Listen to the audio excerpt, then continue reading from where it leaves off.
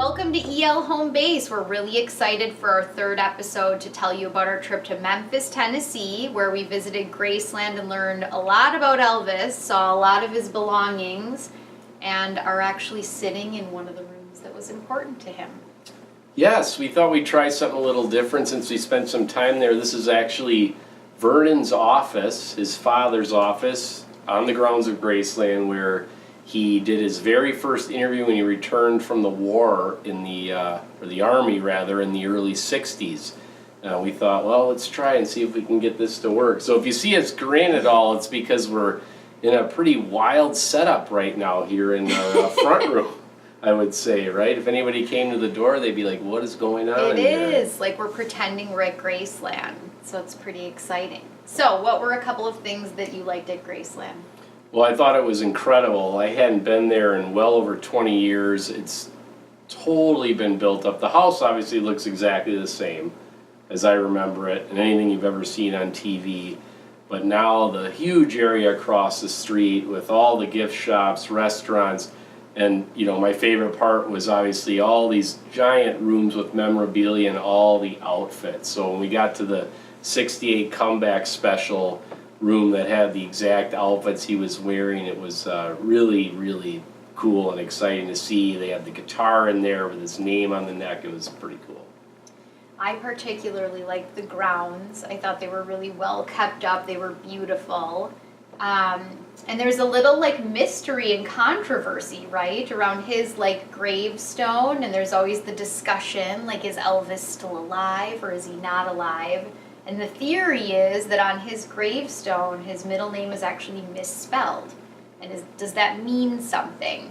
And so I'm not really sure what it means, but it was kind of interesting to see it up close and compare it to his birth certificate. So just kind of an interesting fact.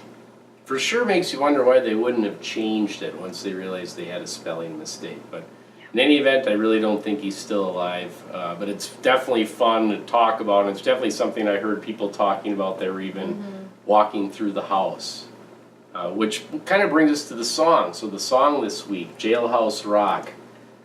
Really good song, and particularly for you, I think a big challenge. Maybe tell me why. What did you think about that song? Well, you know why. We'll tell them why.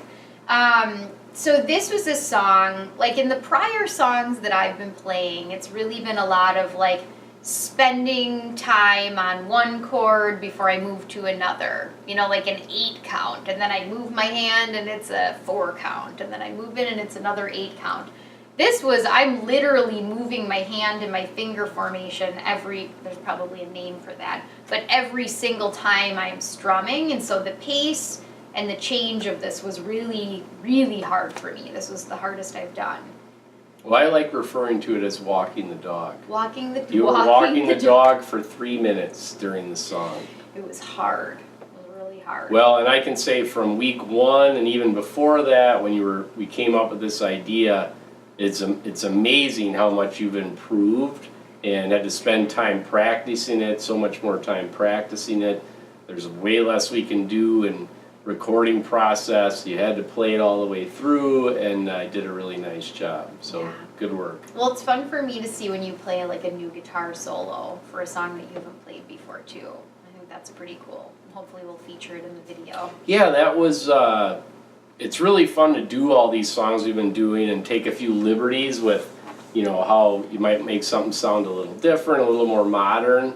For the guitar solo, I wanted to keep it as authentic as I could, from the amp to the type of the guitar to the tone and everything, so we'll see if it comes across the right way. But I was pretty happy with how it turned out. Yeah, it was good. So we really are hoping that you will subscribe to our channel, like our video, and we actually also now set up an Instagram for EL Home Base, where we're just shooting some pictures from behind the scenes over the course of the week when we're getting things ready.